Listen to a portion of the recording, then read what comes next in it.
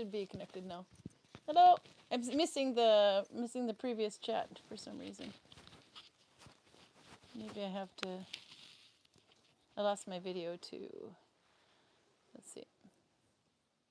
It's easier to follow the chat on the computer. Do you want to show me your beer? You can start with that. This is the one I broke in the hallway this summer. Yeah. So you can explain the story while I try to figure out where the chat went. I don't remember the story. I remember a broken bear and the smell of bear in the hallway for a while, but... Yeah, I was on my way into the village to do YouTube and it broke. Ah, yeah. In the hallway, and we knew that the paper around it, and it was like the one you had. But this looks... It looks like the same one you had about a month ago that didn't have paper on it, but it's the same brand and everything, but I don't know if it's the same flavor. Let's see. It's a saison. There, now I got my chat back. And volume there. Doesn't matter. Welcome! Okay, no, I'm still missing chat, but I saw Audrey was here, I saw Nele was here, and Adrian and Lindsay. And some others. I think the chat will eventually update, but I should be able to still see it on the phone. Yeah, I can still see it on the phone. There we go. Until it catches up. Oh, Torben is here too. Ready to try your beer. Audrey says, congratulations on week 255. Can you imagine it's been that many weeks? Yeah, I haven't been there for all of it. Pretty much been that many weeks since COVID, though, because I think we started the first week of lockdown. James is here. He's working on a Billum hat in black. That will be quite fun. I still haven't done Billum per se, not with the ribbon and everything. Albert says he got a watch box for his birthday. Oh, happy birthday, by the way. And a bottle of Jameson and some money. What's the best on that one? Depends on the amount of money. Is the amount of money enough to buy a bottle of Jameson or not? Or the watch box. He got a watch box and a bottle of Jameson and a bottle of, and some money, a bottle of money. Let's see. Jameson would count as a bottle of money if Holger is around. Yeah, that's true. Susan is here. But it's very specific money that you can only use for blacksmithing and other Holger products. You can show your paper there. Garcia is here. Amaro is here. Torben says, what is love? That's a really hard question. Karl, would you like to answer that question for Torben? What is love? Oh, wait, Fuzzy's waiting for you to pour beer.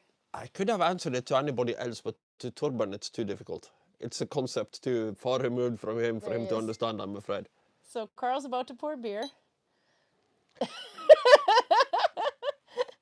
And there he is.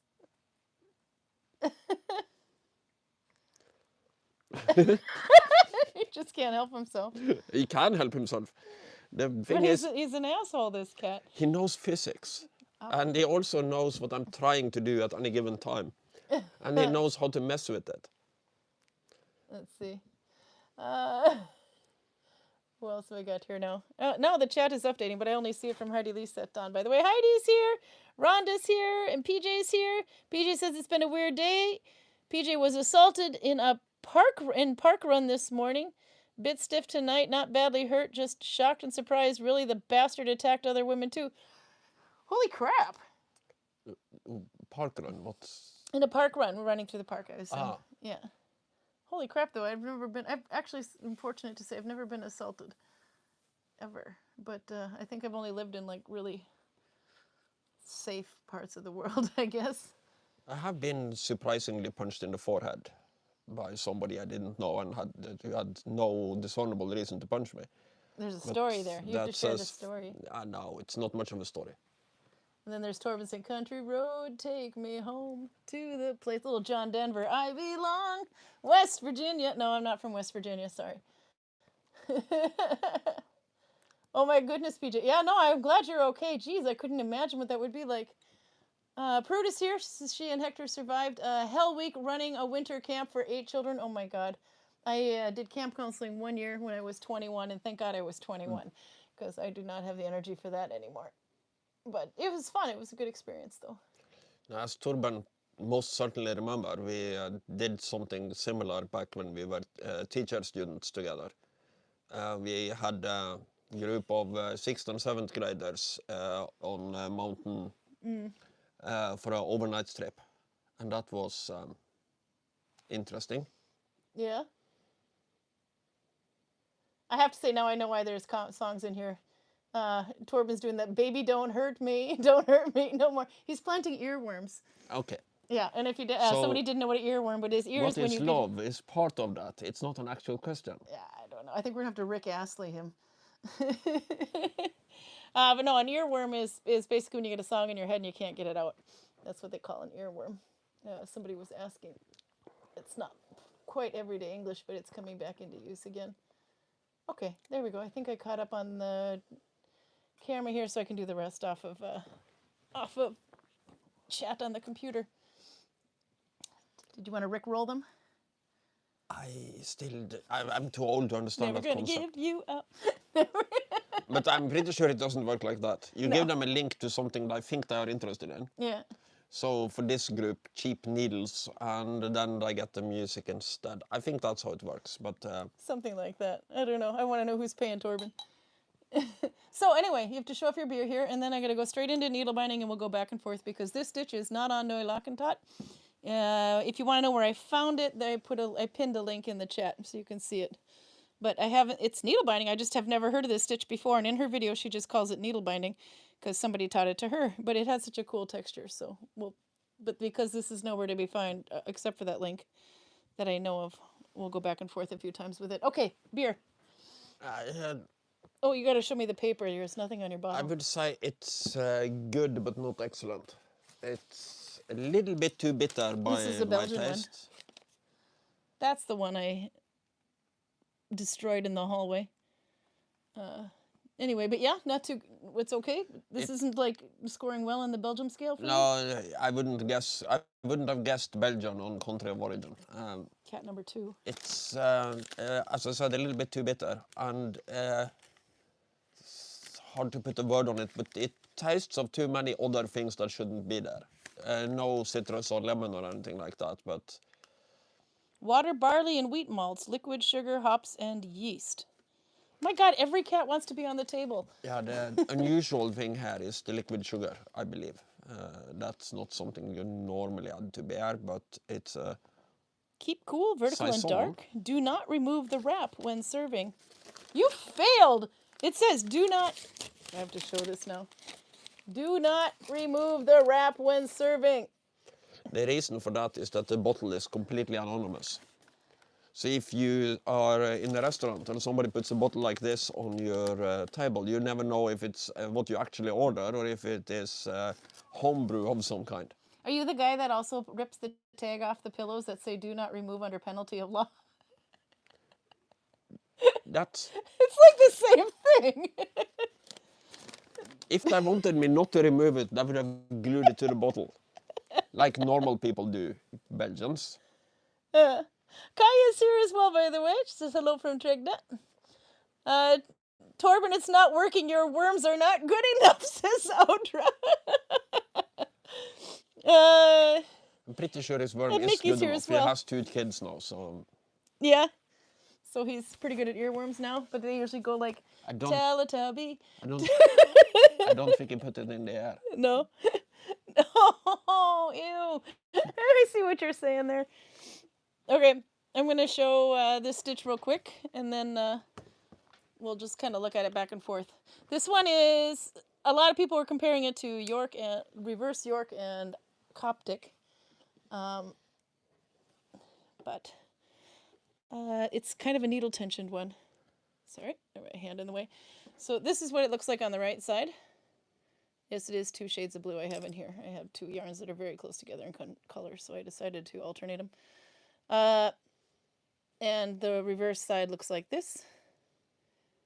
And if you mess it up, it looks like that. But I don't know. I'm not too bothered by that right now. I'll figure out what I want to do with it later. Let's see, do I have this the right way? Or did I attach this thread? No, I got it right. So anyway, but this one, I have one on my thumb, and this is I think what people think of Coptic for it because of the attachment is F1. So this loop I've been in, this one I haven't. So F1, B1. So one from the front and then one from behind. Go ahead, innuendo boys, have at it. And then you pick up this one as if you were doing Danish. but you tighten it. You have to needle tension. If you don't, it's going to get really loose. And you're going over this yarn. So it's like a plated edge too. And then you pull through. That's all it is. So I was kind of, there's this video that popped up and said recommended for you. And it was a needle binding video. And she says, I'm going to teach you how to needle bind. And I thought, okay, let's see how her technique is. And she said, this is needle binding. And she just shows the stitch. She just said she learned it from somebody else. But there's no name for it. And then I posted it in the advanced group to see if anybody recognized it. No, there's no name for it as we know. So it's, I wrote the thing that Anne and Nele helped me come up with, O / UU and then F1, B1.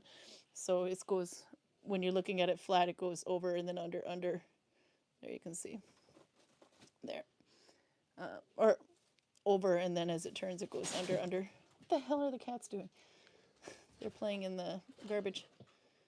Positioning. But anyway, yeah. So that's all it really is it's F1, B1, and then like Danish. And then you tighten to the needle, and then you pull through. But you have to go over it. So when I did down here where I screwed it up, wherever it was, it looks like I screwed it up rather recently. No, I didn't. It's just my tensioning. Where I screwed it up down here, that's when I actually went under the leader yarn instead of over it. But I'm too lazy to pick it out. It's a learning thing. I'll just put some embroidery on it. So we'll do it one more time, and then we'll pop back to it a couple times, because this is a new one. But you'll have to look at the pinned link. I saw Peruta linked it as well, so that you can see the video where she does it, because it was not on Nylock and Tot. There. And then one more. Karl is supposed to pick out his favorite question to reward the hat, but I got to say we were a little low on time, and I forgot to have a list ready for him so that we didn't forget anybody, so we will announce that one next week because we ran out of time. So there you go. That's that stitch. But you can see there's a little gauge issue here. It was a bit tighter than I was here. Go ahead. Innuendo that one too, Karl. I have no idea what you're talking about when you're talking about this, but you said the reverse York or Coptic. Reverse York, not binds it. The F1B one, it looks a little bit like a Coptic, but reverse York looks like the stitch. You said reverse York or Coptic. Yeah. So I was starting to wonder if somebody speaks English with a Northumbrian accent backwards, would it then be Egyptian? Yeah. Love the stitch. It's nice and easy. Yeah, so that's what I thought. Okay, so it's hard to find a video somewhere for it. There's just the one that I know of. But it was nice and easy, so I thought it would be a fun thing to try anyway. But it's just the only thing I got to really pay attention to is that I go over this yarn, over that yarn, instead of under it like I normally do. And then, I don't know. We'll have to see if someone wants to come up with a name for it. I would credit whose page that was from. That girl, she should get the credit for the stitch, but she learned it from someone else too, so I have no idea. But it's technically needle binding. Lindsay says, ex-boyfriend splinting to earworms. It's a small world after all, the most annoying nasal voice possible. What would be the worst earworm for you? You big lover of music, you? I don't. Karl just watches not documentaries, but I'm not susceptible to it at all. I care so little about music that I don't notice. No. You can play Sepultura or Nirvana, and 5 minutes later, I wouldn't be able to tell you what you were just playing. No. Do you get what do you have like just running through your head over and over again that you can't get out of your head then? If it's not music, my voice. I usually this is one thing I know I'm better at than you. If something is running around in my head and I don't have enough information to make a decision, I just pack it down in a nice little bundle and I put it aside. Yeah. Maybe I make a plan for how to get more information and then I put it aside. But anyway, I don't go and go, maybe I don't do that because it drives me absolutely bananas. No, not like that. Just you keep hearing it again and again and again. Ooh, I have to cough. There's a tickle in my throat. Yeah, no, my brain doesn't really work like that. No. But you don't listen to music all the time either. No, I don't listen to music at any time. There we go. Maybe I should stop coughing. I just suddenly got a dry throat. Torben, Karen Stitch. That sounds a lot like Karl since he's Karen's bitch. That's right. You heard it. Torben stated it. You are my bitch. If I'm not misremembering, he has one too. He's a Karin bitch. Yeah, it's spelled the Karin. same. He's Karin's bitch. I mean, not the other way. I said that wrong. I'm gonna get killed. But just so you know, Karl's family is watching. Kaya's on here, and she heard it also. It's been verified. He is my bitch. Bananer i pyjamas. So if you don't speak Norwegian, that's the song from a cartoon. Well, not a cartoon. Actually, maybe it is a cartoon as well, but it was also a bit like Sesame Street for Norway. But bananas in pajamas. Although I think we have that in United States too. But anyway, they have the song Bananer i pyjamas. We're getting a lot of really fun Poor earworms. silly is so It is, frustrated yeah, it is now. bananas in pajamas. Okay.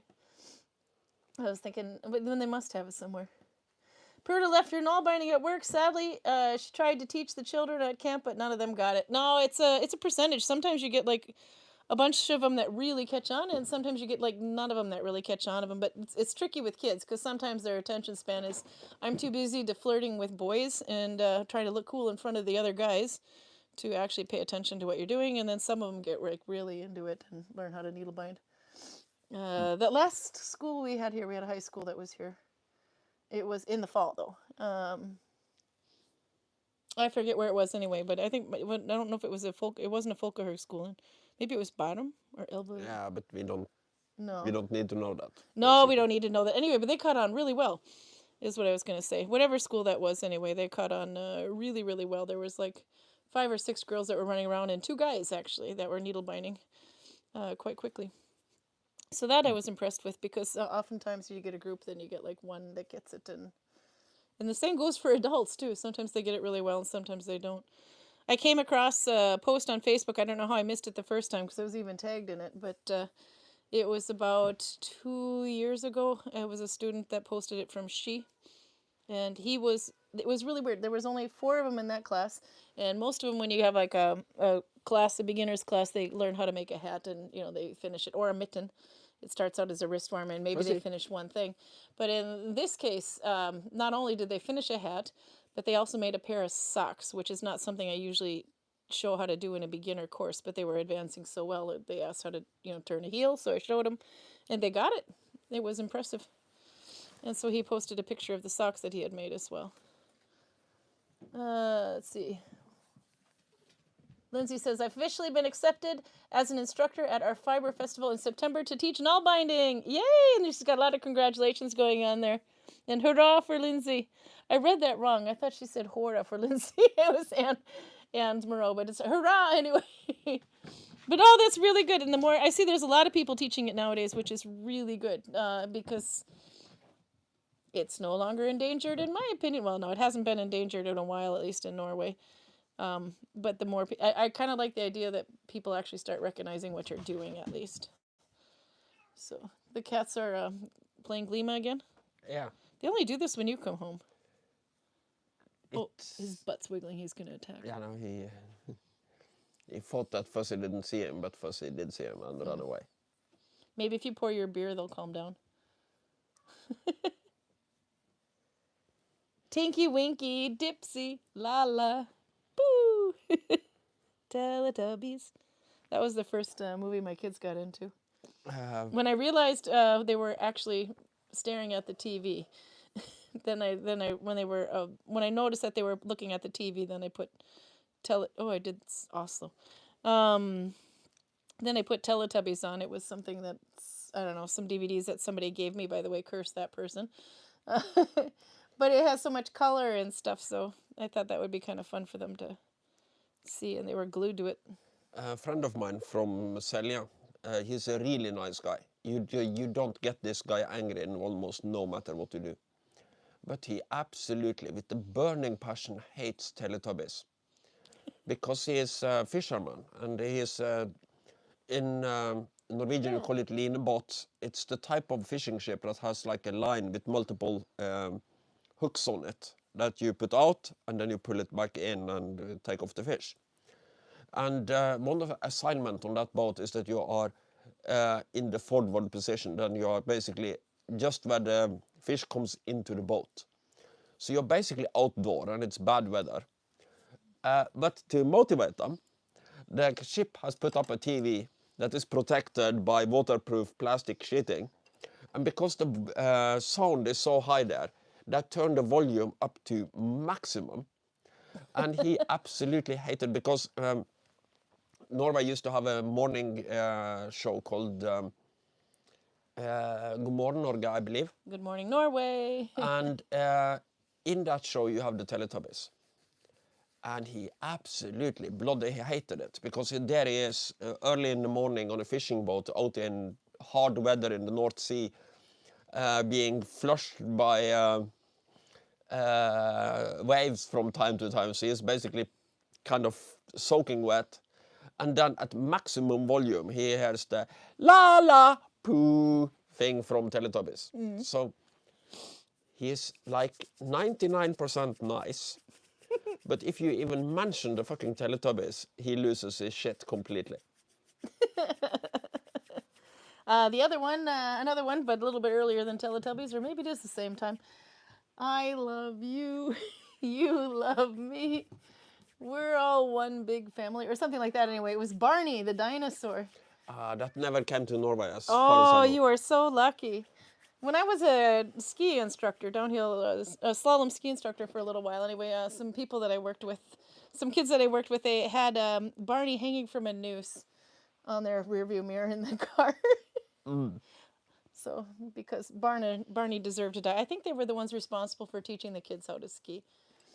I don't know. So there you have that song in your head too. Now, by the way, says Torben, how's the army coming along, Karl? Yeah, how is that army coming along, Karl? I'm on a break. I'll take it up again. I was actually talking to you about that yesterday. Yeah, you were. The shelving over there was actually hung up Because intentionally. right about now, the Imperial Guard army is being launched. And I strongly suspect that's going to give me a second wind to get my orcs up and going. I'm enjoying the chat, by the way. At least the kill team should be ready pretty soon. And then having an actual army is also kind of easy because many of the cool models are already based and put together, and some of them are partially painted. Like the one I had Cecilia paint. Oh, yeah.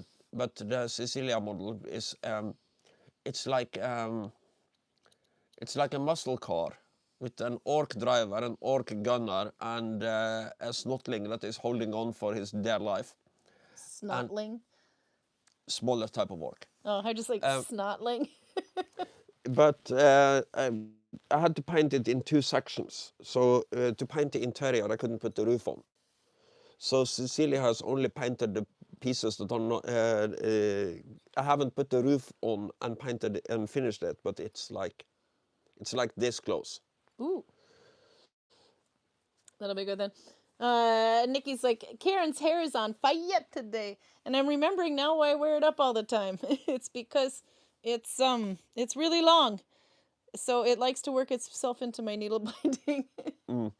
But yeah, no, it's about, I don't know, 3 feet or so. So it's but it needs to be cut, I can tell, because when it gets to the end, it's like, I need to like cut it. It's weird because when you have your hair like you normally do, you look like what you are.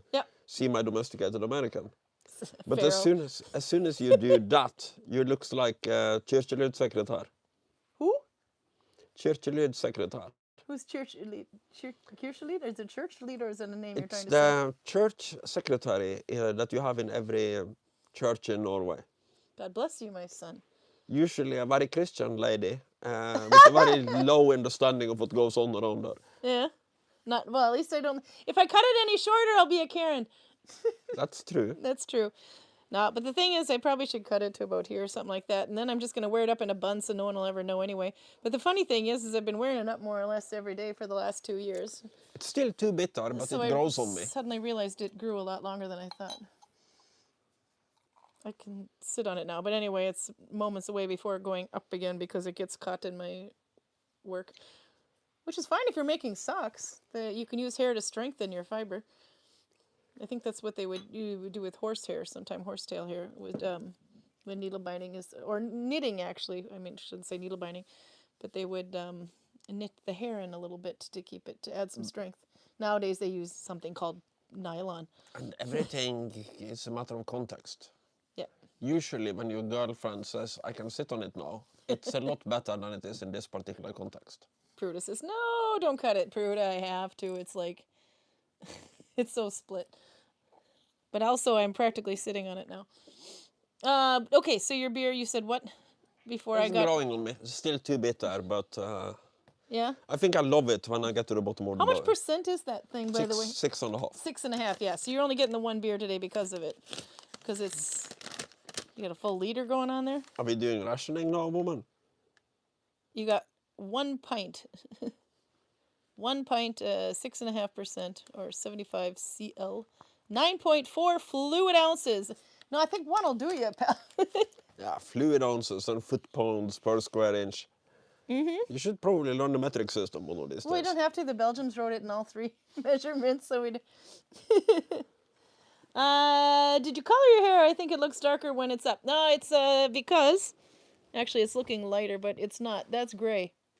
That big patch there is gray. I've got gray everywhere, but I didn't quite plan on it. Actually, that's just the way my gray came in. Is a lot of people will get their gray here, like Karl. He's if you do this, he looks like white hair all the way up, but on here it's darker anyway. But mine is the gray's on top, so it looks like somebody dumped a pile of dust on my head. But when it's up, then all the light is underneath. That's why. Little body hair from the piece of paper. But that's not why I wear it. I wear it up because it gets caught in everything. But I think I came across some YouTube message. Somebody noticed my hair was down and like, oh my God! So then I thought, okay, I have to wear it down for once. Especially because I cleaned it. I finally washed my hair. No. My nephew loves Rosie and Jim. It was a kids' puppet show that was half English and half French, says PJ. I didn't know that one. I haven't heard of that one. Have you? No, but it sounds Canadian. They're the only ones who try to... Well, they might pick it up because of Quebec, to be more. But so Americans, we automatically go straight to Sesame Street when we think of Muppets, or the Muppets are puppets. When another one I can think of is Punch and Judy, but that's British. But we got that over in the United States too. That's based on very, very old puppet theater. Yeah. Back to You can go to Punch and Judy's probably in Covent Garden, 300, too, in 400 London. years old. Yeah. My mom, I think, actually watched that one. Rhonda says, I got a Barney stuffed toy especially for my young Keyshawn dog to cheerfully dismember and demolish in the back of the yard. It's fun to watch. Your alarm says you have to get up now. It's 7 o'clock. No, my alarm tells me that I have to call my father like a week ago. 6 days ago. Karl's father had a birthday. He's how old? 92 now. 92. And he's still running strong and telling you how to do things. Yeah, no, and he is usually correct. He's correct, yeah. No,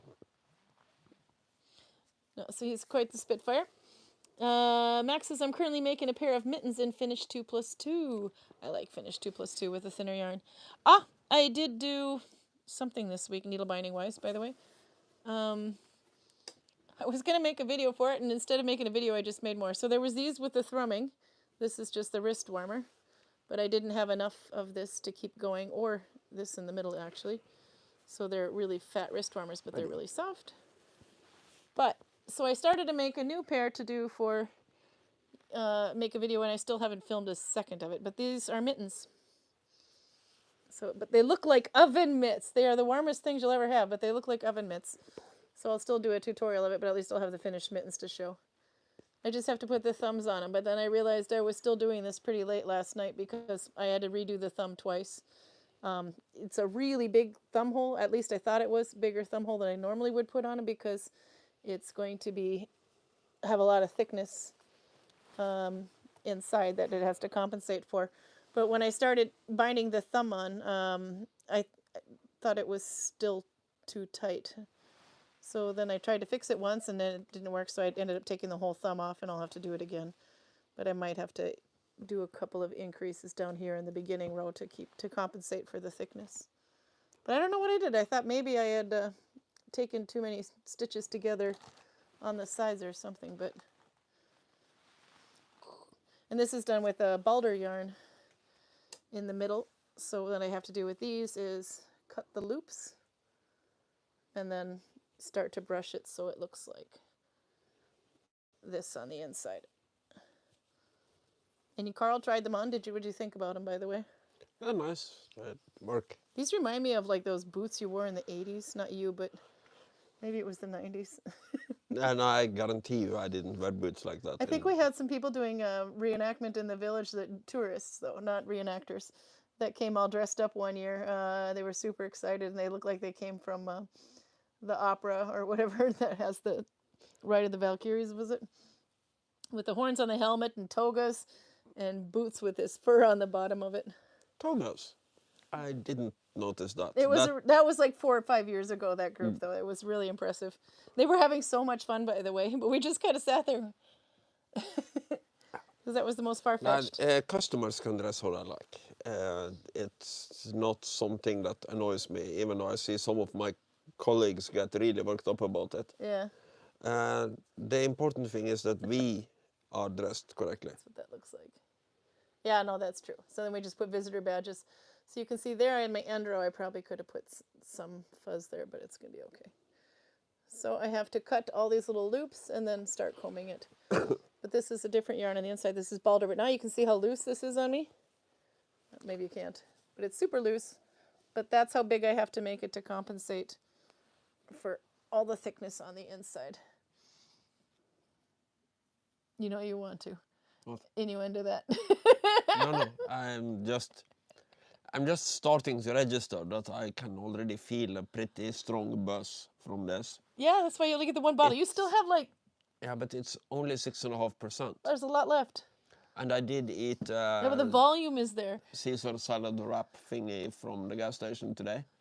So I'm not drinking on a completely empty stomach, but I can already feel myself going, why can't I say that? Oh, yeah, no, maybe I shouldn't say that. My brain is arguing with itself, which is usually a bad sign because I'm still drinking. So at some point, my brain is going to lose the argument with itself. Yeah.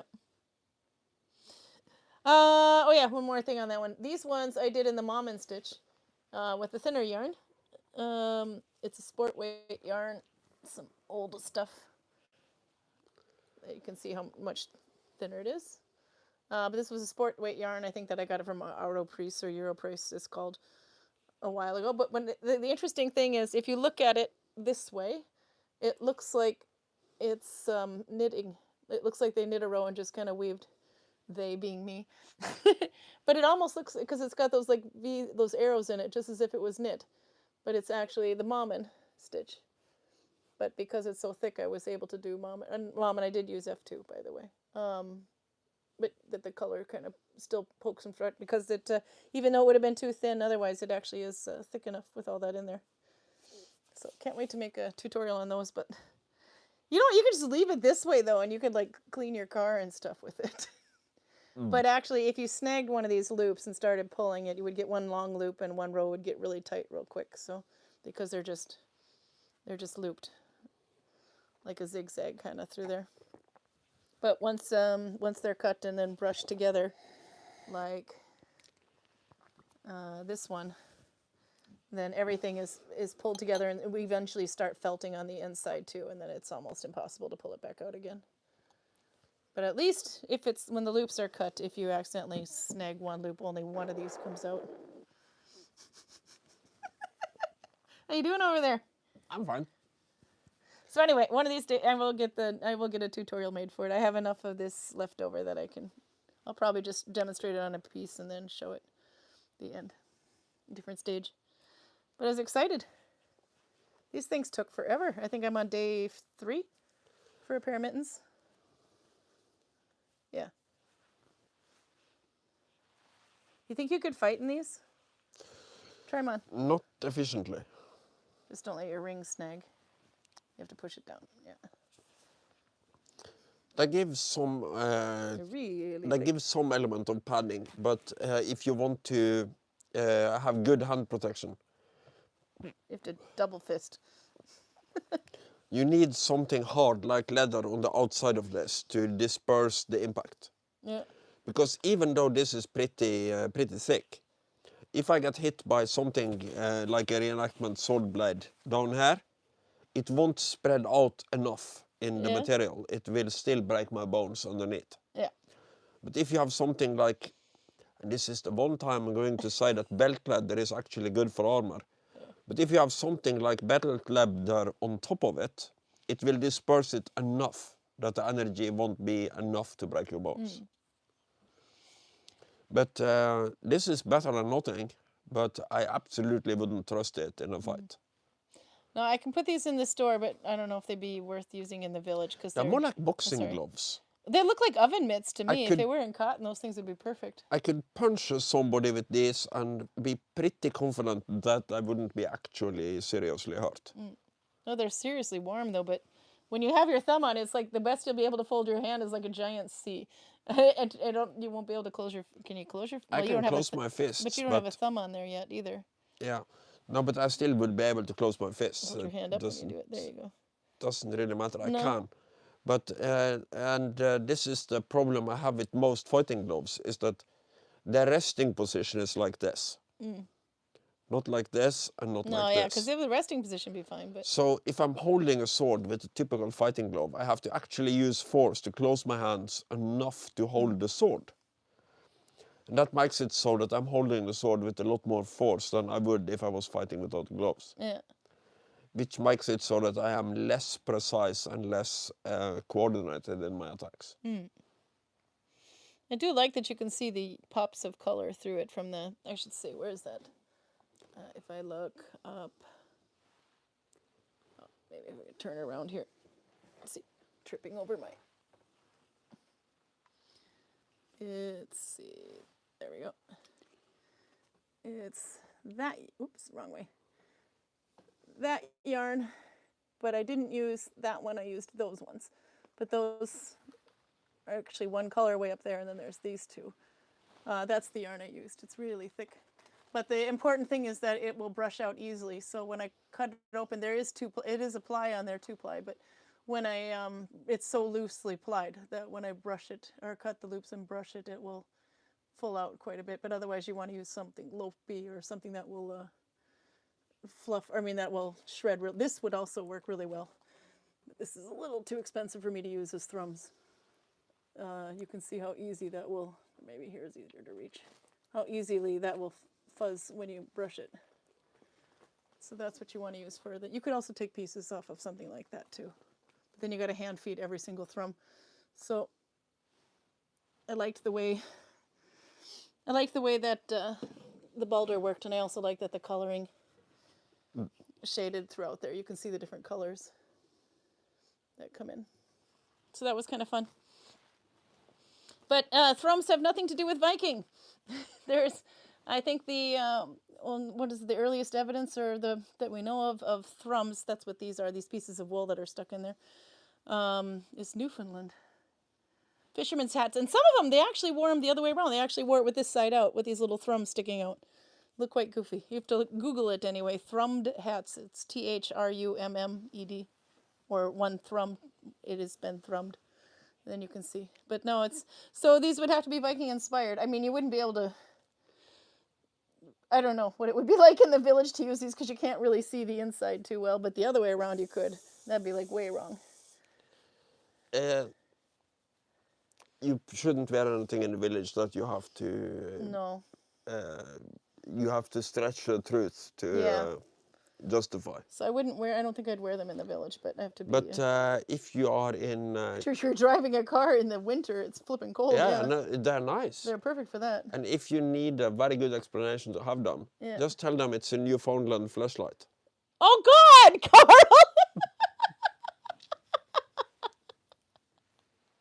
Not for kids! Not for kids! Where's Raymond?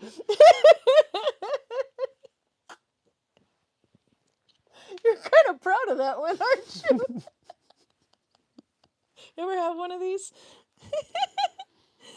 No. Anyway, I still gotta make a video for those, but look how thick they are. But yeah, okay, I gotta catch up on chat a bit. Karin, can you link the Viking glasses on the shop page, please? Yeah, so my boss is taking down the web shop, but we will find a way to do it. I know we have about 4 of them. Let's see, the one that Karl's using there. This tub. Yeah, I did notice yours has a little bump on the bottom. If you can see it, it's like I don't know if you can. Maybe. I don't want to tip his glass over. Yeah, there, it's right there is a little bump. But that's because if you've ever seen Actual glass blowing, it's it's on a rod. it's an element of glass blowing. You have to cut the glass from something, so there will always be a nipple. Yeah, there'll always be a bump on the end, but that's how you can tell it's hand blown, because this is actually where the rod is attached, and then they take it off the rod, and so there's like a little bump there, but that's actually supposed to be. That's how you know it's hand blown. Also, notice you can show him, little bastard here. Little bastard there. Absolutely loves to sleep on paper. Yeah. And because I left the paper from the beer bottle here, he immediately goes to sleep on it. Yep. No, they do. Let's see. There we go. But yeah, I can find the picture and send it anyway, and then I have to ask my boss, how are we planning on shipping things and taking overseas payment if we don't have the web shop up? But it is costly to keep it up, and we don't have enough time to devote to have it up. So we will figure that one out. Yeah, if that's and a new also thing. because we produce so little by ourselves. Yeah. The web shop is mostly full of things you can find otherwise on the internet for the same price or better. Yep. So. And if she can't figure it out, I'll tell you how you can get one directly, where you would be able to get them. But I don't know if you have to be. You might have to be a supplier to get them that way. Generally, we prefer to do things like this through us, but we'll come up with a solution. Yep. So this is the first time I don't have the. This is the first I think sending in a long time where I don't have the web shop written in the description. For that reason, though, anyways, because I don't know, she's trying to figure out another route, because the biggest reason we keep it open is to be able to accept overseas payment for like online guiding, for example, from schools. They have to be able to pay some way, and that's one way to do it. But we don't sell enough in the shop until we actually have a whole dedicated staff just for it. So it didn't make sense financially to keep it up. So we'll figure that one out. Let's see, I have to go in. What else was there? The thrumming looks excellent, says Nikki, considering adding to my leg warmers. Yeah, you can just add one piece in there. I did put on one of the Facebook groups, I think it's the regular Nalbinding group, if you look up thrum anyway, you'll see there's a tutorial that I wrote out. I have it on Ravelry too, actually. On Ravelry, I think my username is Karin Buum with the underline in between. And then, yeah, that I will check. Peruta sent a question.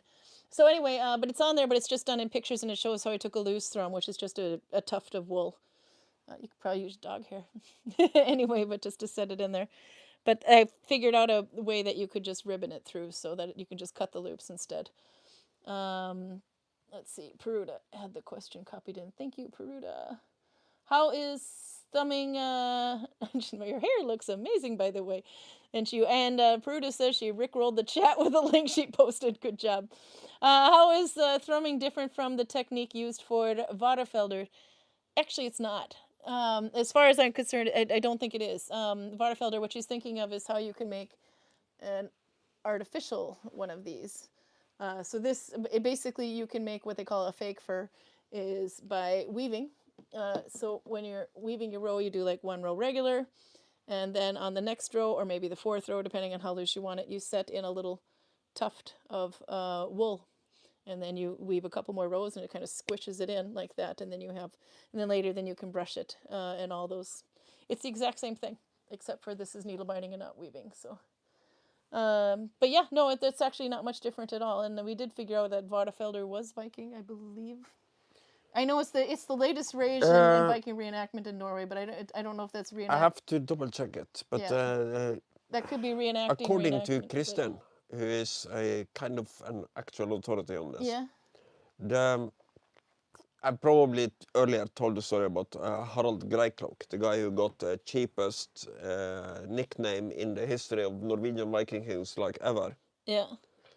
The fur that he bought from the Icelandic people, according to Kristen, it was a Vardafeller, or a fake fur. Fake fur, yeah.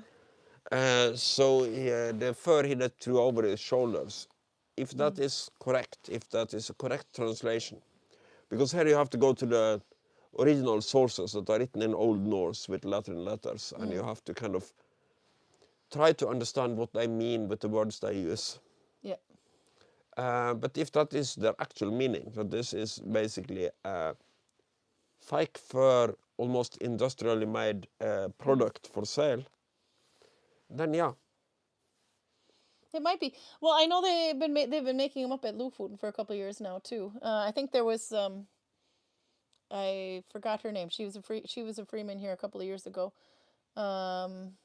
She's from Norway and her boyfriend was from Poland. The boyfriend made a boat, was making a Viking boat. I forget what her name is anyway. Suddenly just, but she's got an Instagram account too anyway. But she was making one of those up at Lofoten. And when she was coming through here, someone else had seen the project shortly after, I think, and then wanted to make one too, and it just kind of spread like wildfire. So I don't know where the source is for that or whatever, but because they were doing it in the museum at Lofoten as well, I wanna say that's probably Viking, but I'm basing it off of what they do. But I know it is like the latest craze in Viking reenactment right now because everybody wants one and only a few people are making them. But so we have 2 Yetis in the village now, and we showed those a little bit in the summer when they were walking by. We have Alexander who made it, and then Jan Harald also has one because I think he commissioned Alexander to make it, or maybe he got one from the one in Lofoten as well. The fur that the ones Jan Harald has over his shoulders. Yeah, it's a part of so it looks like he looks like a Yeti, but that's actually fake fur. I was just convinced that was an actual fur. No, but it looks like it though. But the other thing is too is you won't be able to find a sheep's fur that is big enough to cover him, well, to the point where he looks like a flippin' Yeti, front and the back. You but find he's some super big warm. sheep. Yeah. Oh, that's a big. Some sheep are bigger than Freeman from Bergen. But it has to, the front and the back end. He's completely covered in it. But yeah, that's what that was. So I'm sure we had him a couple of times through the village in the summer. You'd see it. I think Jan Harald was the one wearing it or something, and I called him a Yeti. My birthday when you gave me that fur, the white fur that's on the wall there. You gave me that for my birthday. Was that this year or last year? Oh, it was last year. I think it was last year. This year we kind of. Our solution to birthday gifts this year was to basically look at each other and talk about buying YouTube equipment. Yeah, but that's what happens now, because now we're not, now I've actually been living in Gudvangen and not driving back and forth. So that means if we want anything shopping-wise, we have to order it online and get it sent here because we just can't be asked to, all the work it takes just to go and shop here. Oh, I bought my father an oven when I went through Bergen. An oven? He wanted 50 to 100 watt panel oven to have under his kitchen table. Oh, like a cooking oven, but you're talking like a radiator. Like a radiator, to heat up the kitchen, because he doesn't want his cat to run away in the night, so he closes the kitchen door, and his heating is in the living room, so the kitchen gets really cold. Yeah. So I wanted an oven for the kitchen, and I bought him. They don't have 50 to 100 watts anymore. The lowest I have is 200. But you have a cat door on the door, so he would never. Not on the kitchen door. Not on the door from the living room to the kitchen. Oh, that door. Yeah. So that's the one he closes, and that's why the kitchen is cold. Yeah. So I bought him a new one, and the lowest I could find was 200 watts. And holy bejesus! That ought to heat it up quite well. It heats up the kitchen in like a heartbeat. His kitchen is smaller than an American walk-in closet. Yeah. It's literally just like a hallway to get as soon as the ambient temperature goes under the thermostat, the oven just goes click. And then you feel like the Hiroshima bomb is gone off under the table, and then it's warm again, and it goes click, and it stops. Oh, then he'll be happy. But yeah, no, I don't know why I went off on this tangent. But yeah, no, we can actually buy stuff like that. It's Yeah. just that every 14 days or so, I go to my father's, and then I have about an hour in Bergen to do stupid things before I have to go to the boat, like buying ovens. So So you picked up a panel oven or a wall-mounted radiator, but it's not a it's radiator per se. it's not wall mounted. It has like a foot, so it stands on the floor. Yeah. Oh, like one of ours. Yeah. And it was surprisingly inexpensive. The problem is that it obviously sucks electricity like crazy, That's I guess. why more people prefer to burn wood in Norway than using radiator. If they have a fireplace, it's actually cheaper, and they can be asked to stock and And we are stack of the wood probably and living everything. in the part of Norway with the cheapest electricity. Because of the waterfalls, yeah. I would say probably anywhere. I think places like Høyanger, Alta, and Årdal might have cheaper electricity than us. But that's the only places that might have cheaper electricity than us. Let's see. I've been ignoring chat for a little bit, so I should catch up on that. You were watching. That's what it was called. I wanted to say. Nikki says it's we've watched Blow Up on Netflix. It's Blow Up is what I was thinking of, but it's when you look at Netflix in Norway, it automatically translates half of the titles to Norwegian, so it's called a blåside, which Oh, is it's kind so of a play nice. on words because blåside literally means to blow on it, but it's a nice way of saying fuck it, or just screw it. You can say blåside. But anyway, Yeah, it doesn't matter. no, it doesn't matter. Yeah. So anyway, but that's called blåside, but it actually does mean blow on it, quite literally. Yeah. So it's a fun play on words. But I have to say, if you're ever feeling, I see Charlotte's on here. I saw floating eggplants. But anyway, if you want to watch something and with the, I don't know, if you every time you say something that could be perceived as an innuendo, take a shot or something like that, you'll be drunk in no time on that show. First, they have to stick it in the glory hole. I don't know. It just it's a lot of wonderful things on that. I was sitting there watching with my kids, and I'm sure they were 14 at the time. Yeah, I think they were 14 when I was watching it. They're going to be 16 in a couple of weeks. But I had a hard time keeping a straight face. I'm like, I'm sorry, what did they call that? It's called a glory hole. Okay. There was some money, but there's a lot of things that were innuendos on it, but that's actually a really good show. It's a competition for glass blowing, by the way, but then you can see how they blow the glass on a stick. My kids made, when they were 5, there's a place in Jeløy, which is just outside of Moss in Norway, which has a glass blowing studio, and you can actually sign up anyway and have your. But my kids, when they were 5, they were able to actually blow these little bulbs, and I got those as a 40th birthday present. Actually, maybe they were less than 5, maybe they were only 4, but that was quite a cool thing to see and do. I also noticed in Duluth, when we were there, that Canal Park used to be the arts and crafts kind of district. Now it's got a bunch of souvenir stores that has it looking a little bit more like Miami Beach, but they still have some of the arts and crafts stuff on there. And one of them that they had put in was a glass blowing facility, and they even had the front of the store was completely openable. They had it opened anyway. Yeah. So because the heat from those ovens, they had 3 of them in there, I think, and it was so intense that they actually, even though we were there so late in the fall. Yeah, no, when we were there were other people standing in front of us, Yeah. kind of leaning on the counter. And we are standing behind them, and we could We feel could feel kind the of heat, the yeah. heat radiation on your face. And this was in October when we were there, yeah. And I have to say, hats off to the 2 guys that were operating the ovens. Yeah, they're sitting there with these microphones and just they are telling what they're doing. They're cool as cucumbers and basically explaining what they're doing. Yeah. But the heat that they were working in must have been Super hot, yeah. far above what I would consider acceptable. So they literally made the whole storefront so that it, like the whole storefront opens up, and they had it opened. But when it comes to the actual products, I would say, There. okay, I'm impressed with the technical expertise it takes to make these things. But I'm not impressed by these things. They're not, if you have to know how difficult glass blowing is, to know how difficult it is to make them, and then they become valuable. But if you don't know that, it's just like, okay, this is a stupid mess. Why did you make it? Yeah. By the way, Nikki has been infected by Charlotta's eggplants. It wasn't Charlotta, it was Nikki. She said the eggplant was me when Karl was making the mitt in the glory hole.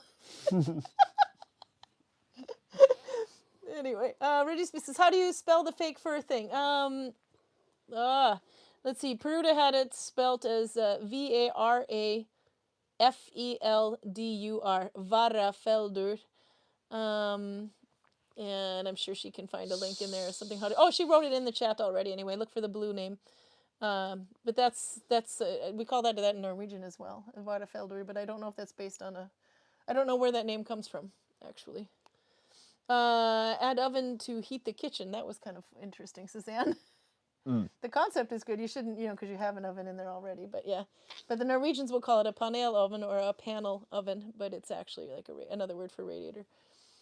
But in the United States or in English, when we think of radiator, we think of the ones with the water running through it. Let's see. No, but that is correct. For it to be a radiator, water has to flow through it, I think. Yeah. But we would use the term panel oven Yep. on one that is connected to the floor.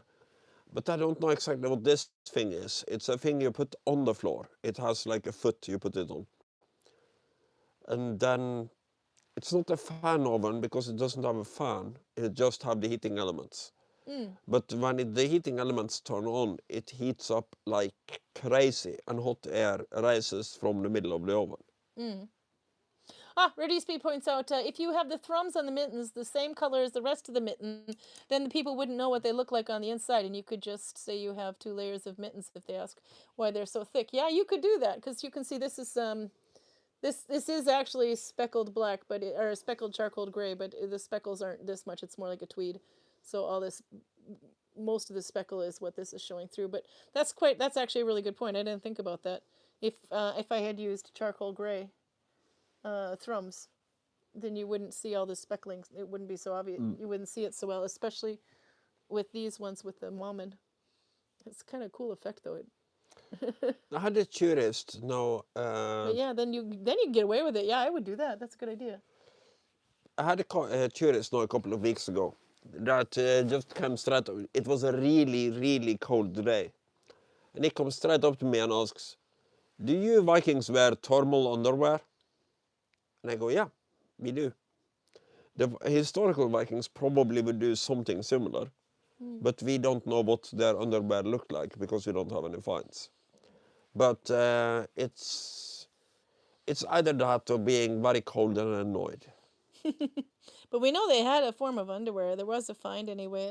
And also, it was quite interesting because it was blue linen. So they actually had blue woad-dyed linen as underwear. But it's just a powder that was pretty much found now. Yeah. So they don't know what it looked like per se, but they know what it was find made is of. very interesting because it shows you something about conspicuous consumption.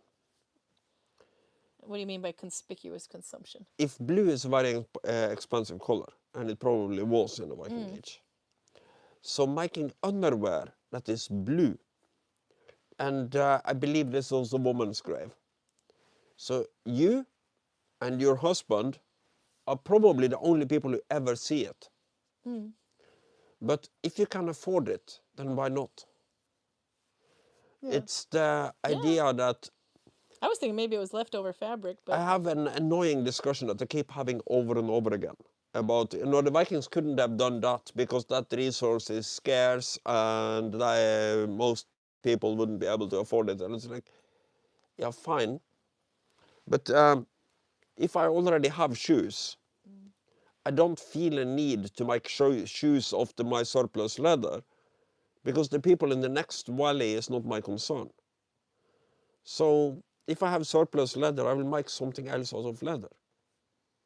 Belts, maybe a rain jacket. Maybe I'll just take the entire skin and put it over my shoulders. I wouldn't feel a need to go to the next valley. So say I live in Gudvangen in the Viking Age, and I hear rumors that winter is coming and the people of Voss doesn't have shoes. I would just go, well, okay, bad chieftain in Voss then. Oh, I was just catching up a little bit in chat. I see PJ's been mentioning about the dragon in there. Let's see. So PJ's an author, by the way. PJ Lightning. This stuff is growing on me. How can you see the stitches with all those thick loops? Because that's actually the inside is on the loops, but you can turn it around the other way. Knitting with thrums is actually something that's been was really popular in the 70s. I remember when I was a kid, I had mittens with thrums in them as well, with the knitted thrums. Are we talking about the 970s? You're cute, old man. At least I don't look as old as I am. They thought my hair was lighter. No, that's gray. It's good lighting in here, apparently. It casts a yellow on it. It's a lot of gray. Oh, Jesus. You should have seen her face the day that she found out that she was older than me. I thought you was like... I could have swore you were at least, not just older than me, but like 10 years older than me, I thought you were. He's 3 years younger than me. But the old wood is the I hardest. robbed the cradle with this one. How does it feel to be with a cougar? Okay, no, I was gonna say, I have to see where was it. The dragon that PJ says the dragon that you guys helped me name has been getting frisky in the story. She pushed a priest out of a high window, and then caught him and carried him down safely. He thought he was going to die. The plot thickens to PJ. Let's see. Hair's getting stuck in my mouth now too. Now. That's not what I usually do when I get frisky, but yeah, dragons are different, but then I guess. Nikki asked a good question. I didn't even think about this one. Do you use PJ Lightning as your author name? She said, no, it's Joan Lightning is the real name that's used on there. I was always looking up as PJ Lightning. And the one that she's finishing, the one I'm writing should finish a very long story. So it'll be interesting, and then it's further down. Anyway, read PJ's comments in here. Book 1 of the first story is Falling Shadows, Guardians Wraith Volume 1. I see that my link might be skipping. Is it available on Amazon or possibly Audible? It's on Amazon, yeah, but I don't know if it's on. Is it on Audible? But PJ's written quite a few books, actually. Book 1 of the first story is Falling Shadows, Guardians of Wraith Volume 1. I might be pronouncing that wrong. I'm working on Restoration, which is Reciters of Candor Volume 4. What did you do to the cat? The cat just jumped, Carl. I burped and accidentally scared the living bejesus out of the cat. How's that beer, Carl? It works. Everyone has helped me name a dragon for restoration. She is called Sklaur. I think I'm saying that wrong, or Sklaur. I think it's Sklaur, which is pronounced a bit like Schleyer or Skleyer. I would think you would say hard C because of the way you pronounce schedule. No, soft. Jesus. Ever have one of those? Back off, ladies. The old man is mine. I would think Schleyer, but means oath flame. Because you'd say, in United Kingdom, you say schedule instead of schedule. But then you have school. Or do you say schul? SCHLAYER would be the pronunciation, but means oath flame. The doll looks like Rosie from Rosie and Jim. Let's see, and then there was more. I think maybe I didn't. Maybe I got it all. Anyway, but look in there anyway. That was a little while ago that PJ was asking for dragon names, and you guys came up with some of them. PJ says it's not on Audible. I can't afford having it turned into audio. No, because you'd have to get somebody. You'd either have to read the whole thing yourself or hire an actor to do it for you. Karl could read your book. You could have it sound like Count Dracula. I don't think I'm the right man for the job, but there might be somebody in the chat who can actually do it. I actually have somebody I used to game with a long time ago. She's an acquaintance on... I did meet her once anyway, but her name is Carrie, with a K anyway, but she actually does that for a living, reads audiobooks in the United States. Let's see. Torben says... Oh, no, there's a conversation going back and forth about...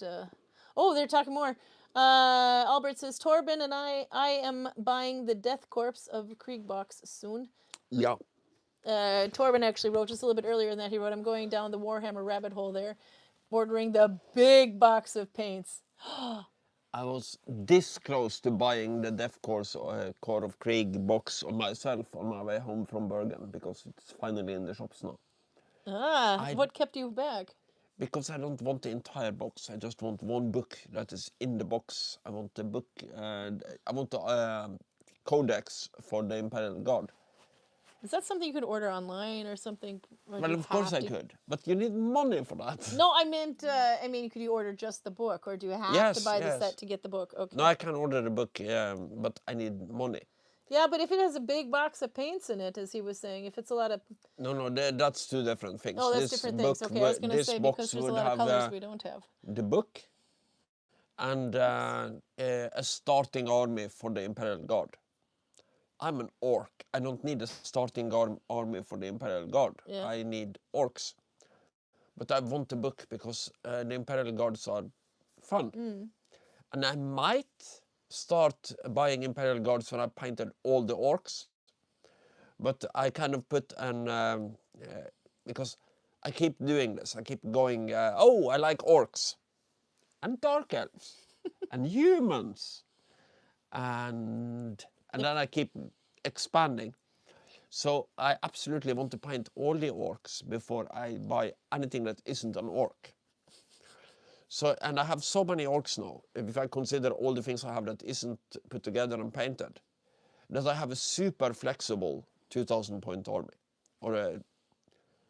I have a strong army no matter how I decide to play it, to put it like that. So... Sorry. Why are we giggling? The chat is funny. You have to read the chat. There's a lot we're missing. But yeah. But yeah, no, my next army is going to be the Imperial Guard. But I want my orcs to be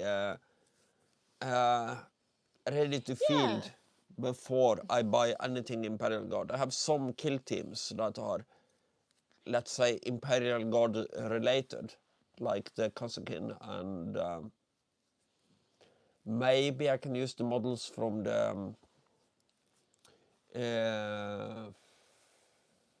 Rogue Trader one. But I want my orcs to be an actual army before I start dicking around with other armies. So actually, the thing I was commenting on there is one is says Torben responds back. I'm into it for painting, ordering cool models with no thought about what the army or timeline. And then as it goes on a little bit more, Albert says the fun part of the hobby is you can do what you want. And he also gets what you're saying, by the way, says Albert. And a little bit more of a backtrack, but definitely worth mentioning. Torben says, I'm not saying anything. When I was 18, Karin was 12. So that's a bad way of thinking of the 6-age difference. But Nikki comes up with a really good point. Why don't you paint while doing the live feed, Karl? That's actually a good idea, because one of the things I write on there is grab your Nalbinding or craft project. Well, to answer that without using words... It could be very fun painting. Fuck it, we're making a pink orc. Right now, it's kind of funny because, as I've told you before, when we are not open to tourists, we are making toys, we are making swords for the most part. And up until now, I've been in the workshop. But now everything has come past the 2 stages of the production that I can do. Basically, the making of the making of the feathers groove and rounding of the edges. And we need Pavel, who is currently on vacation in Ireland, to come back to show me how to do the rest of the process. So now... Smack him, don't let him scratch my couch. Okay. I'm not smacking him, I'm just pushing him away gently. Fling. But, so right now I'm on painting. So basically what I do for work now is painting stuff. A lot bigger surfaces, but the demands for precision is the same. So I'm not really that super motivated to paint things when I get home. My American is giggling. Oh no, the chat is fun. Let's see. Torben says, Nikki, painting while talking, 2 thoughts in one mind. Nobody could live at that speed. Yes, they can. It's called women.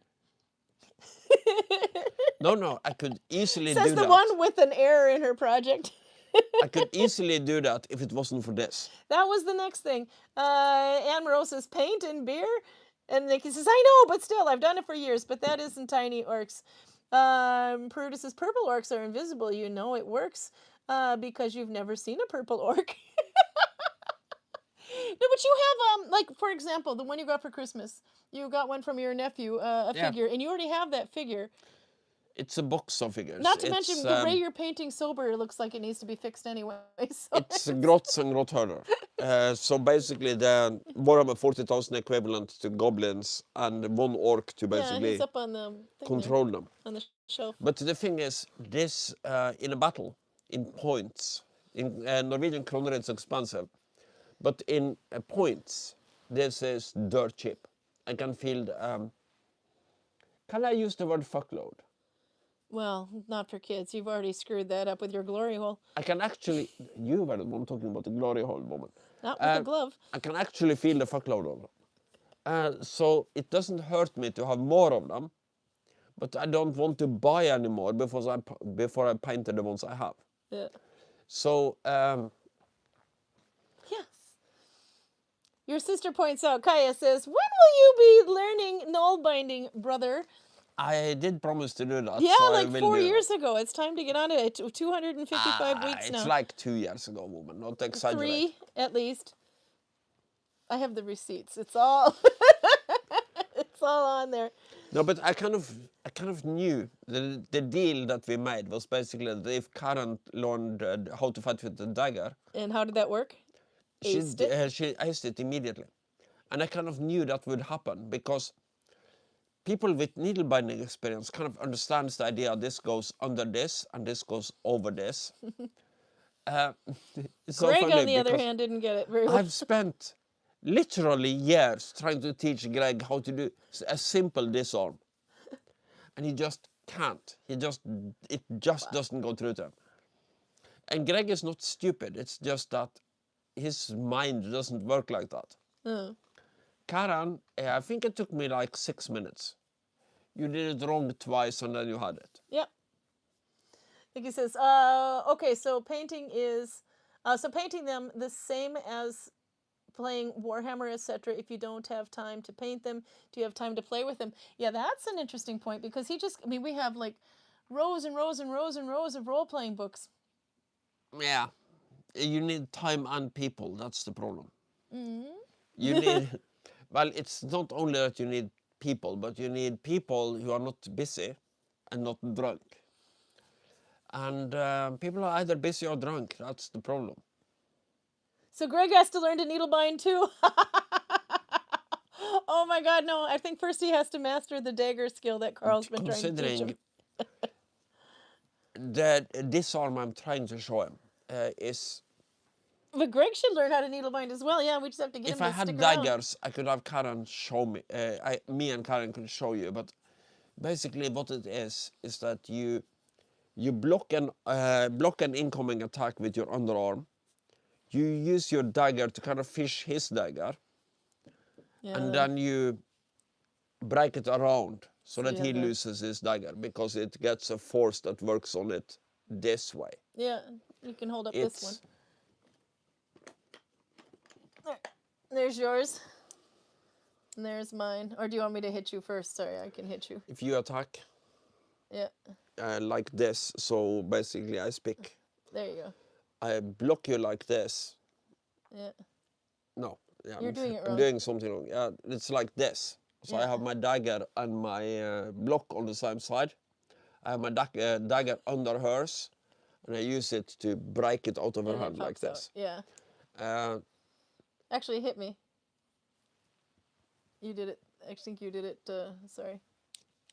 Wasn't it that way? You have to block my arm first. You have to stop the motion first. Yeah, you're right.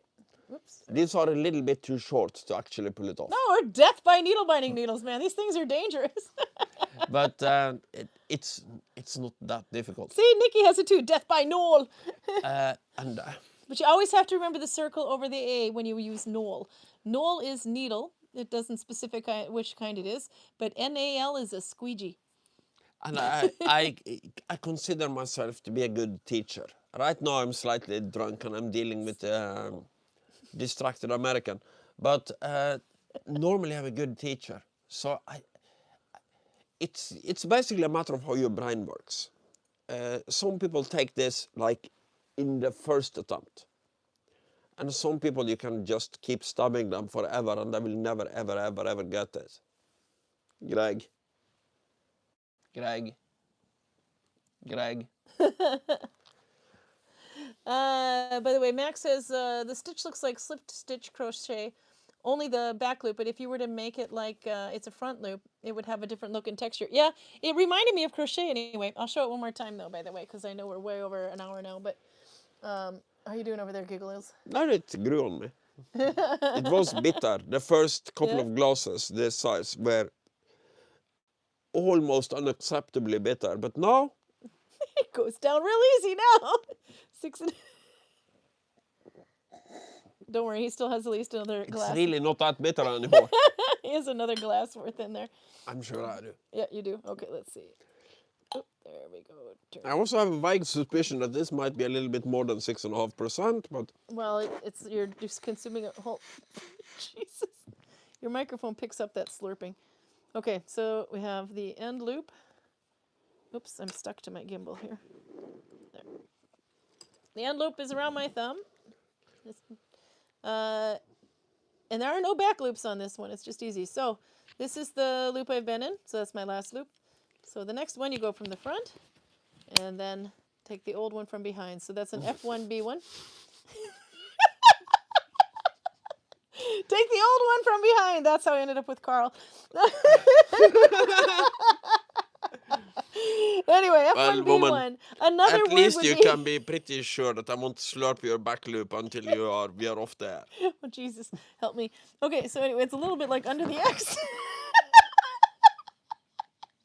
Karl's gonna lose his shit over there. I'll have you know, my ex was also 3 years younger than me. He's just laughing over there. Not for kids, okay. Oh my God. Okay, so F1, B1, and then you take the first loop like Danish, so off your thumb from the underside. And then you have to tension it to the needle. You don't have to, but you would regret it if you don't. It'd be very lacy because this is a pretty fat yarn. And then that's it. You're going over your leader yarn.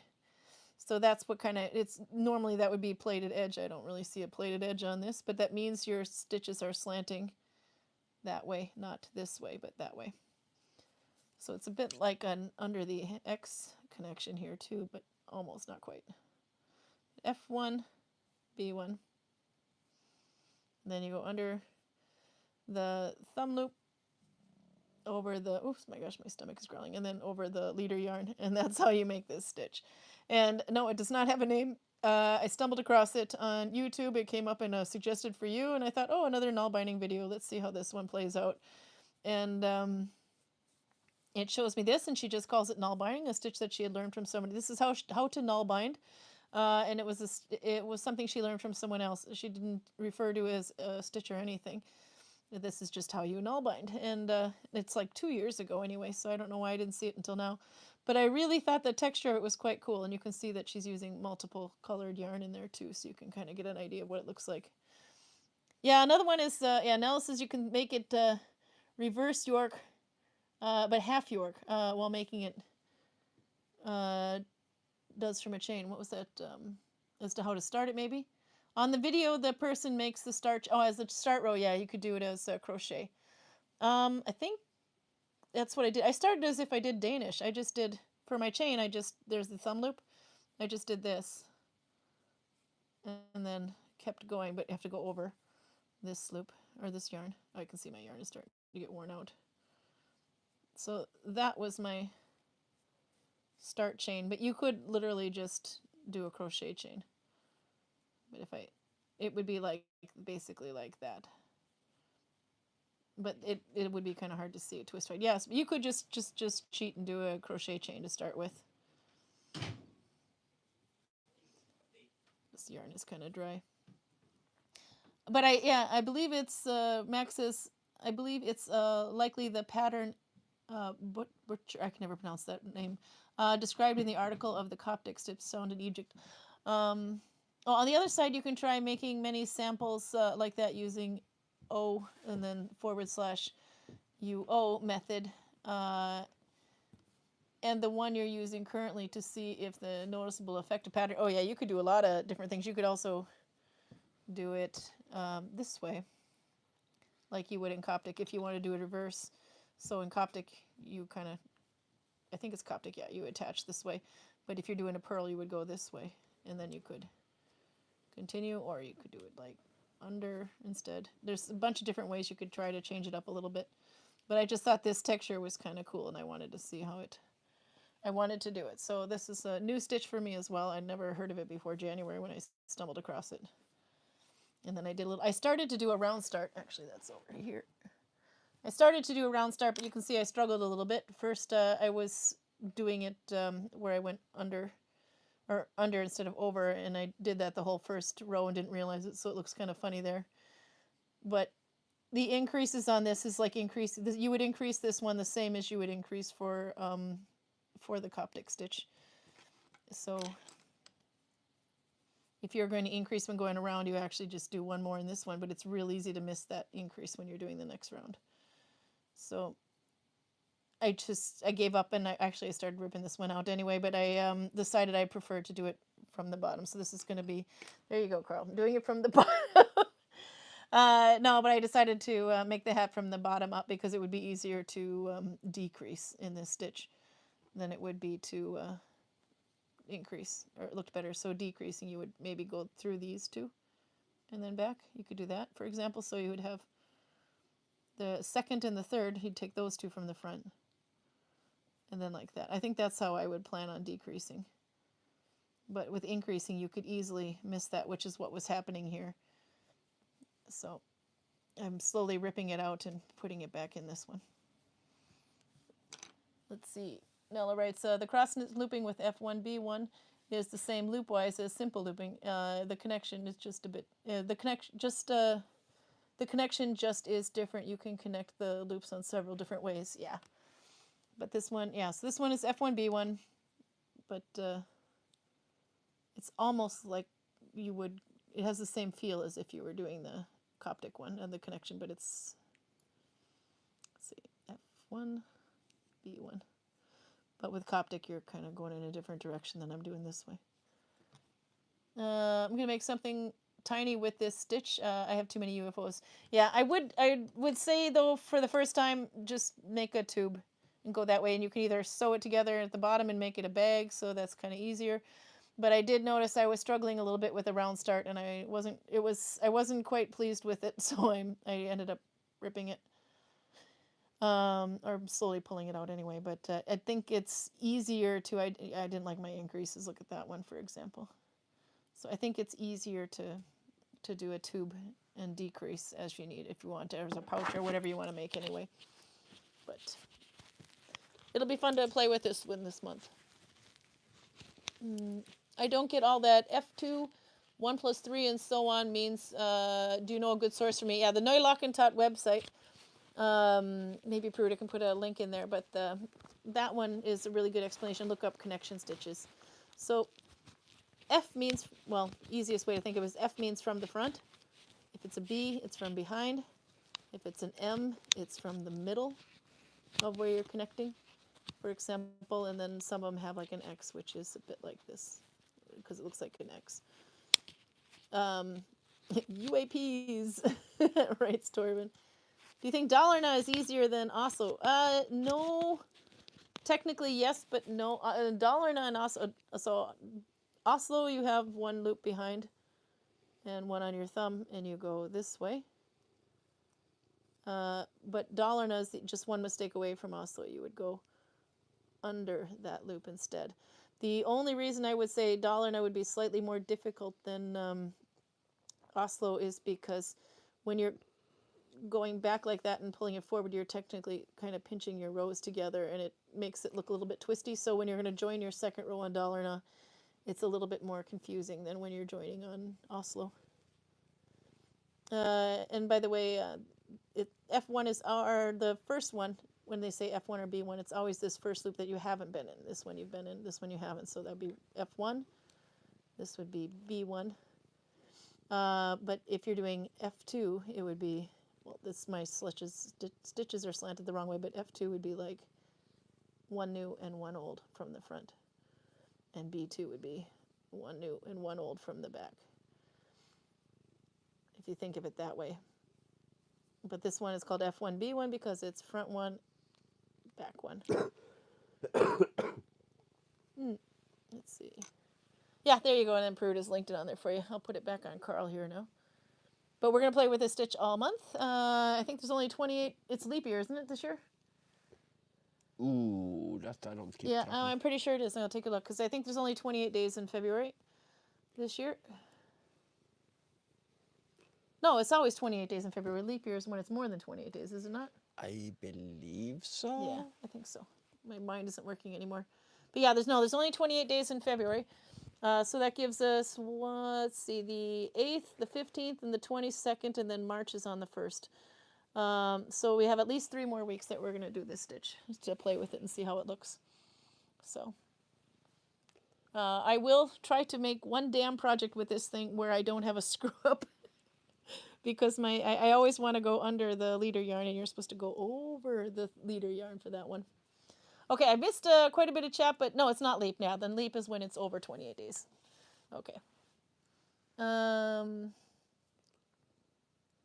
Yeah, and then there's some more on there. Okay, so you have to definitely check it. I have to read the chat back to Karl. The chat, if you're not watching it live, the chat will not be available for the first day, but after the link has been up for 24 hours, then the chat becomes visible again. But there's a lot of fun stuff going on in the chat. They're providing me with loads of entertainment here.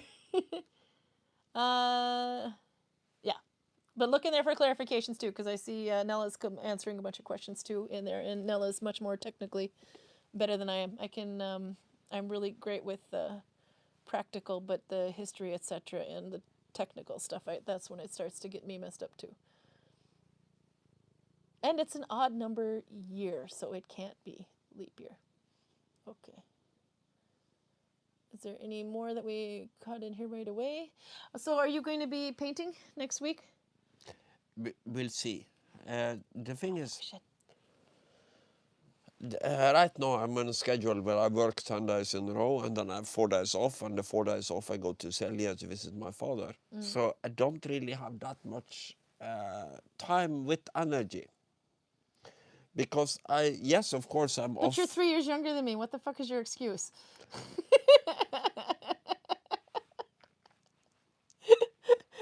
Let's just switch jobs for a while. I've had desk work. Oh yeah, there was some more in there. I have Ready to Speed writes, thanks, I've mostly just learned from YouTube videos and barely known what the stitches I know are called. Yeah, when I first was learning needle binding, there was only like 2 videos online on YouTube. This was before or before Sana had her website up too. I think that came about 2 years later, which was really quite nice. I mean, I absolutely love that site when I see it, so I call it the Nalbinding Bible. But no, there was only 2 of them up, or maybe there was 3 videos at the time anyway. And I was having a hard time learning. It took me like a whole month to try to figure out how to do this thing, but I was gonna get it if it killed me. But it turns out one video was using the Mamen stitch and one video was using the Oslo stitch, and they were both referring to, the 2 were each referring to it as Nalbinding, just like this video does. It doesn't tell you what the stitch name is, it just says this is Nalbinding. So if you don't know, there's more than one stitch. As a matter of fact, there's probably there's as many stitches as there are ways to tie a knot. It goes on and on and on and on and on. There's a gazillion of them. I didn't know that there were 2 different stitches, so as I'm watching more than one video to try to figure out how to do it, I realize I'm actually confusing myself because there's 2 different stitches and I'm thinking it's the same.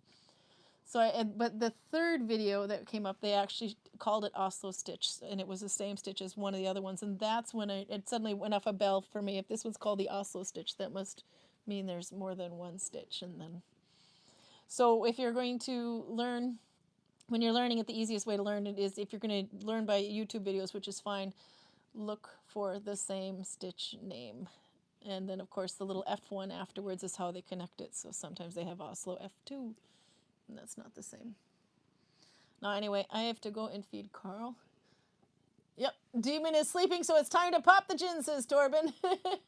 I'm unpicking and trying a new stitch instead, says PJ. Yep, nope, that's what happened here. But it's a cool effect anyway. So that was the right side, and the technical wrong side. And the Oslo mitten is not done in Oslo stitch, no. So there's a lot of confusing things on there. It's like everybody who does needle-binding failed in geography. Yep. I can actually answer one more quick thing here. Because Telemark is in Russia, and if you do no, Telemark is in Norway. if you do the York the stitch is stitch, Russian. if you do the York stitch backwards, it's Egyptian. Yeah, or the Russian family. Yeah. That was something else I was going to show. Let's see if we grab this yarn here. How to count. Oh my God, this is harder to break. So if I do just plain Oslo, which is Oslo is Finnish family, but not Finnish. Oslo is in Norway, but anyway, the Finnish family of stitches. It's 1 plus 1. See if I get started. I need 2 loops on my thumb to do Oslo. So that means it's actually counting it backwards, but so it would be 1 plus 1 is the amount. So you're using 2 loops. So, but we're doing it opposite of the way it is. So this is technically the second one, and that's the first one. And now if I add one more here, just to do it wrong. Okay. Now I have one with 3 loops. So Mammen or Korgen is Finnish 1 plus 2. And that means you have 1 on your thumb and you're taking 2 behind your thumb. So 1, 2, 3, and 1 plus 2 is 3. So that's kind of how to count that. So, but it's worked opposite. So you're starting with the second number, which is 2, and then the first number, which is 1. That's 1 plus 2. So if I add, now if I have 3 loops here and 1 there, this is going to be Broden, which is Finnish 1 plus 3. And they're referring to the second number. 3 loops is behind the thumb and 1 is on the thumb. That's 1 plus 3. So a total of 4 stitches. And then you have Finnish 2 plus 2. This is going to get kind of screwy on here. I'll add a couple loops for fun. One more to make it easier. So when you have Finnish 2 plus 2, the first 2 is the number of stitches on your thumb, and the second 2 is the stitches behind the loops behind your thumb. And I've worked in reverse, so the second 2 and under the first 2. So it's a real quick way to think of how to count. And then there's like Finnish 2 plus 3, so that's a total of 5 loops. 1, 2, 3, 4, 5. The second one is the 3 behind your thumb, and 2. I did that really quickly anyway, but that's kind of an easy way to think of the number system. This is a mess. Let's see. Yeah. Any famous last words before we go? More like a question. The Mammen find is kind of a famous Danish find. Yeah, there's a lot of stuff in that one. The most famous part of it is the Mammen axe. It's an axe with silver inlays. And it's the style of ornamentics you have on those inlays is called the Mammen style of Viking ornamentics. I was just wondering, the Mammen stitch, was there any needle binding in the same find? Yeah, but it was, that's where it gets its name from. But it's actually silver wrapped thread. And it was, but the way it was needle bound is actually, that was actually the Mammen stitch anyway, but because it was silver wrapped thread, that must have been like a pain in the ass, because any wrapped thread to try to needle bind with is real tricky. But and I believe they were pendants, is what they were making. Okay, so it's not an actual textile find. It's no, it's like a pendant. Well, like jewelry. Yeah, kind of. I'm not sure. Well, Ann Decker's got a whole thing on her website, nalbound.com, so you can see what it looks like on there. But I think there was one thing floating around Instagram that said, "Oh, look, there were pants that were null-bound in the Viking Age," and then they point to the Mammen find, and those were not pants; they were pennants, and they're That's kind of a funny thing, because silver and gold wrapped silk, says Nele. Using silver and gold thread to make decorations in the Viking Age was obviously a thing. Yeah. But very often we don't know exactly what it looks like. Yeah. So, for instance, I have shown it before. I can show it the next time we film in the village. I have a really big and heavy Viking sword. That is like the crossguard and the pommel is boat shaped, and on the top pommel, the last part of the pommel, is kind of shaped like a knuckle. Between the knuckles on that one, in the Swords of the Viking Age book where it's described, Yeah. it says that they found residue of silver thread. So there was some kind of woven silver thread that went between the knuckles on this pommel. Oh. And we, obviously, because they only find the residue of it, Oh, I know the sword you're talking we about. Yeah. don't know exactly what it looked like. Yeah. And the reproduction, obviously, and annoyingly enough, doesn't come with the silver thread.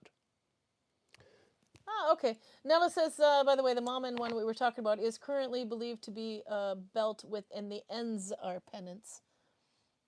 As the one that looks like, but you can find that one on the one with the silver wrapped thread. That one is linked quite a bit everywhere in the Mammon finds. Just look up Mammon find Viking Age Mammon or something find, and you'll see one of them. It looks like that.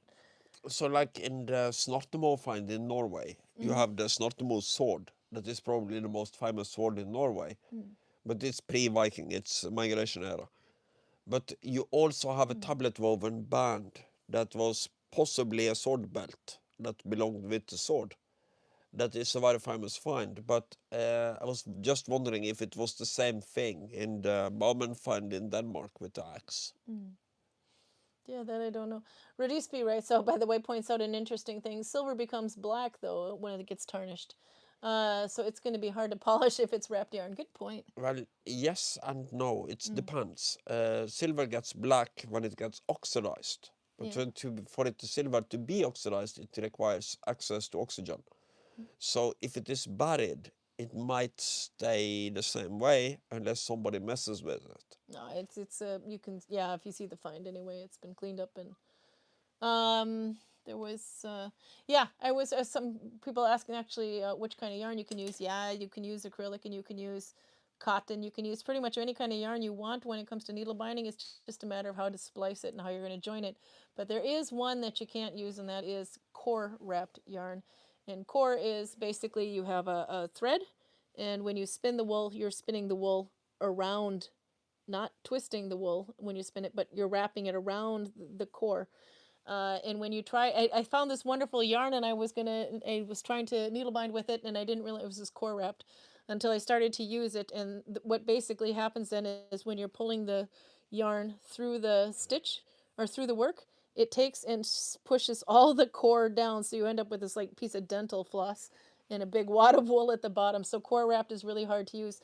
So that's something that makes me wonder massively when they did that one, the core wrapped one. How in the hell did they do that without sliding all the silver? But maybe it was because it's silver and gold, it's not wool, but it just, that it doesn't slide because But do you know for sure that they actually did that? Or it's core wrapped. Well, yeah. because they wrapped it. It's wrapped. You can see it in the pictures actually too. I'll have to show it to you afterwards. But anyway, the textile find of the mom and find, you can see that it's actually wrapped around. But maybe it was because it was metal, it was harder to. But that in itself is going to be a real trick to needle bind with. I did manage to do it, but there was no way in hell I was going to do it for a long period of time. So I decided to trash that project, and I crocheted something with it instead. But it's quite interesting to see. I think Rhonda says, I think I will use Finish 2+2 as my new challenge for my February mall. And I forgot exactly what mall stood for. It was like goal or something. Anyway, I have it down here somewhere. February mall. If you're in the Discord group, Nella has started up a mall, February mall MAHL, and the goal there is to try something you haven't done before or try to advance on your skill. So this is what I'm using as my mall, is to finish one project made out of this stitch without any mistakes.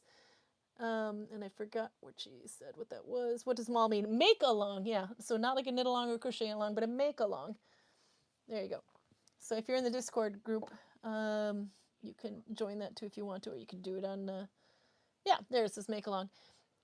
And Reese says, my point was more that it could be, that it would be weird to make something like that every day Oh, for everyday use or living people. But for a burial, it doesn't matter if it becomes black or not because you won't see it. No, that's a good point, actually. Yep. Yeah. Okay, well, we are well on overtime here. We're almost at 2 hours overtime. So I'm going to go and feed the drunken boy and his pussy. You doing all right there, Karl?